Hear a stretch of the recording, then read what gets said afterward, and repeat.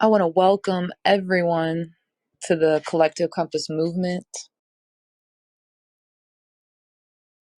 If you're somebody that has been in an environment that has really tried to influence your trajectory, that's really tried to guide you into something that didn't feel right for you, you've probably experienced a lot of self-doubt and confusion along the way.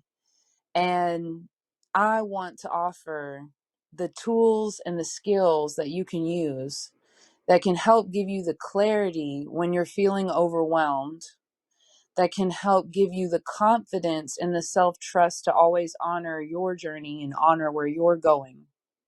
And I also want to give people the tools to process where we hold ourselves back, because there are so many ways that we can hold ourselves back from actually executing on all of our dreams. And when you get to the place to where you've seen what the other side looks like, when you've conformed and when you've settled and when you've sacrificed so much that you lose a part of yourself. It's like, what are you even sacrificing it for? So at a young age, I knew that I wanted to live as an adult feeling happy. I had a lot going on to process in my childhood, but I remember feeling really rooted in the fact that this was temporary, that as I grew into an adult, I would be able to create my own reality. And that reality was going to give me life, and it was going to bring me joy, and it was going to honor all of my passions.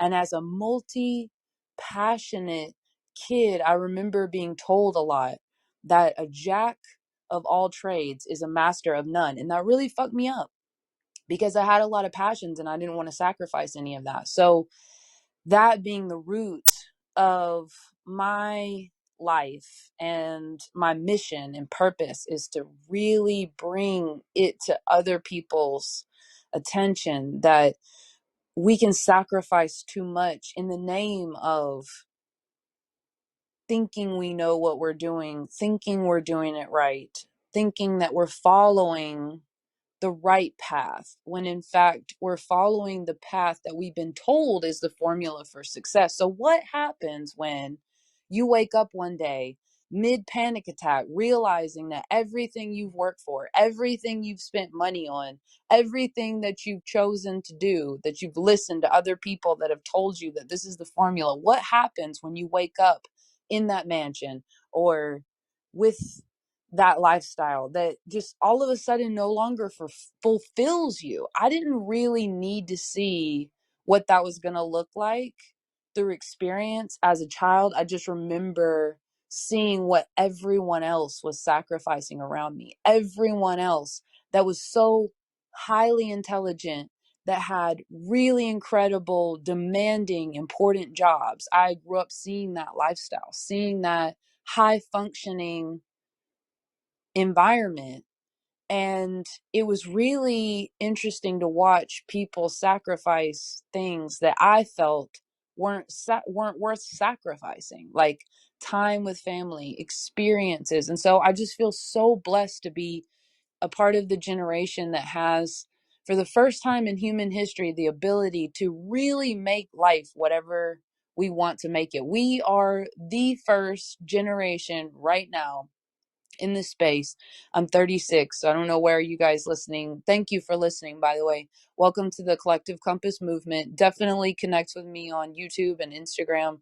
Those are my favorite platforms. But if you're somebody that's really been trying to find yourself, I want you to know that you're not alone. Everything that you've been through and everything that you've chosen has led you to this moment, and it's not been in vain. And you have the power to course correct at any moment. But when you do that, it's going to require new skills from you, because you may have been in this space for a really long time and you may feel comfortable in this space, but there's something inside of you that's dying, and that is not worth sacrificing. So if you've come to the point in your life where you woke up one day and you feel sick with physical pain, if you feel distraught with mental confusion, disconnection, panic, fear.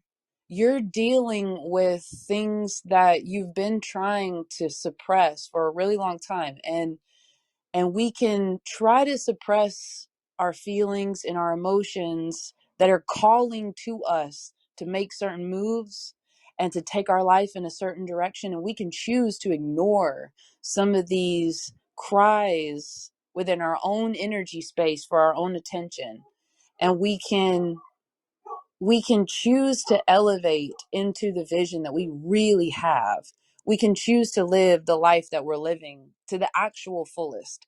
And when I say to the fullest, that means full of gratitude, full of confidence, full of passion, full of inner peace, and actually full of health. Because when we don't honor our health, we actually end up sacrificing our health.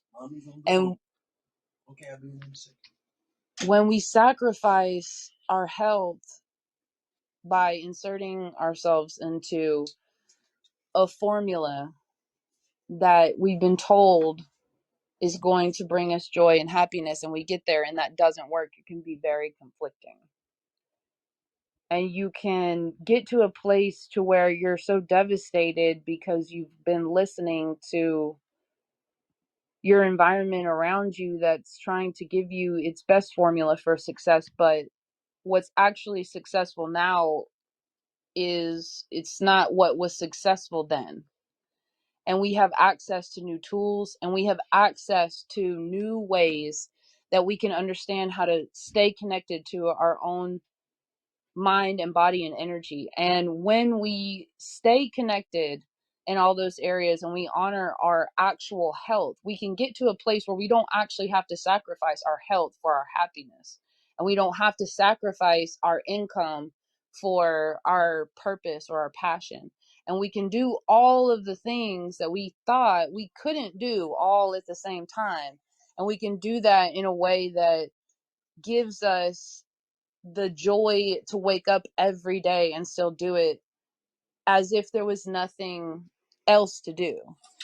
So if you can get to the place to where you honor your self healing above all, and you honor the connection of your mind, body, and spirit, then you can start to live in a way where you naturally elevate into a positive energy space, and you naturally elevate into a space of healing on a cellular level.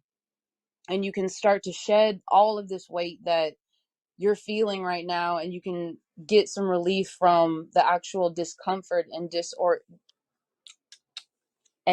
disorientation that comes with listening to somebody else tell you where to go and how to move and what's important.